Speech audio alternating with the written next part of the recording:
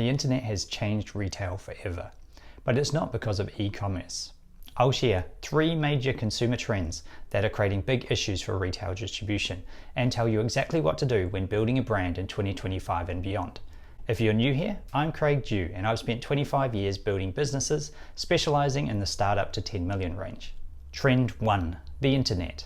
In the book Absolute Value, Stanford professor Itamar Simonson and best-selling author Emmanuel Rosen explain what makes customers buy in the age of complete access and nearly perfect information. Their big argument is how much we trust brands now, compared with our own research and others' reviews. Think about when you're buying a PC. You're probably not sticking with the same brand you've always had, but reading all the online reviews to find out what is the best laptop to get right now. The exception to this would be Apple, that challenged the status quo and used a different operating system.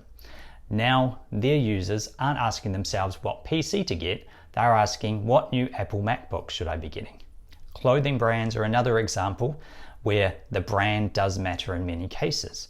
However, more consumers are getting worried about sustainability, and so they're doing more research to find out whether the clothing brand stands for their values. And sometimes there's simple products like detergent, where we're probably just going to trust what's written on the box. Not many people are doing a lot of in-depth research about which detergent to choose. We do this research during a period called the buying frenzy. This is where we start a new activity or we're looking for a different solution to a problem. For example, I recently bought a new plant-based protein powder and I was comparing all the different brands to find out the best one for me. But once I made my selection, I'm now loyal to that brand and I'm not looking for more options. Trend 2. Self-service retail. In retail, you used to deal with a knowledgeable small business owner who would help you select your purchase. But now retail is dominated by big chains who are hiring as many people as possible, as close to minimum wage as possible. We're no longer getting that high level of service that we're used to. So self-service has moved up the price spectrum. You used to be able to go into a grocery store and all the groceries were behind the person at the counter and they would go select them for you.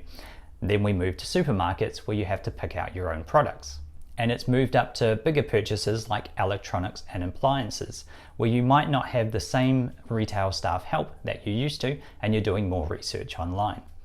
To move to the higher price point, you can now see that people are buying cars online.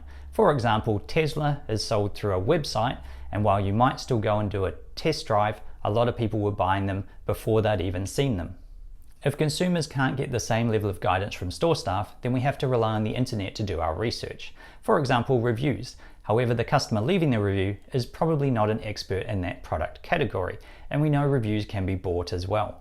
It's the same with the influencer economy. So influencers can be bought and are paid to promote different products. They're probably not an expert in the particular product category that they're talking about, even though they might be an expert in the bigger topic. For example, a vegan fitness influencer might know about fitness, but they might not be an expert in protein powders that they're recommending. Trend 3, more marketing noise. Because of all the marketing noise these days, consumers have learned to ignore what isn't relevant. That means marketing has devolved into a bunch of discounting. So we're going after the lowest hanging fruit of people who are just ready to purchase. However, we don't buy what we don't want, unless we're a specific part of the consumer market who is deal driven and just wants to get a bargain. So we want to know more about the product and then the discount might tip us over the edge. It's also leading to more hype, bigger promises, and that means more disappointed consumers who aren't getting the transformation that they want from the products that they're buying. So let's talk about how education-based branding solves these problems. I'm going to use the buyer's journey model that I learned from Dan Kennedy, and it has 5 stages that a consumer goes through in order to make a purchase. Problem aware, solution aware, product aware, price justification, call to action. So you want to make sure that your sales material, including your website, and ideally your product packaging as well, covers all steps in this process. So if someone picks up your package, they go through the entire buyer's journey while looking at it. Obviously, we also have more room for this on a website as well. And you should plan your marketing to start at the final step with the call to action and price justification levels for people who are just about ready to buy. But as your business grows, you start building up towards the problem aware people and moving from your hot market who are just about to buy to your warm market who are looking at product options into your cold market who aren't even problem aware yet. Just imagine that your marketing material is a helpful sales assistant that is coaching consumers to make the right decision for them. Using this approach works with the 3 trends that we're seeing. We're leveraging the internet because we can provide more information for more people than ever before. We're bypassing the self-service retail model by making sure consumers are educated before they walk into the store. And we're making sure we're cutting through the marketing noise that is happening by being a trusted advisor, not a desperate salesperson.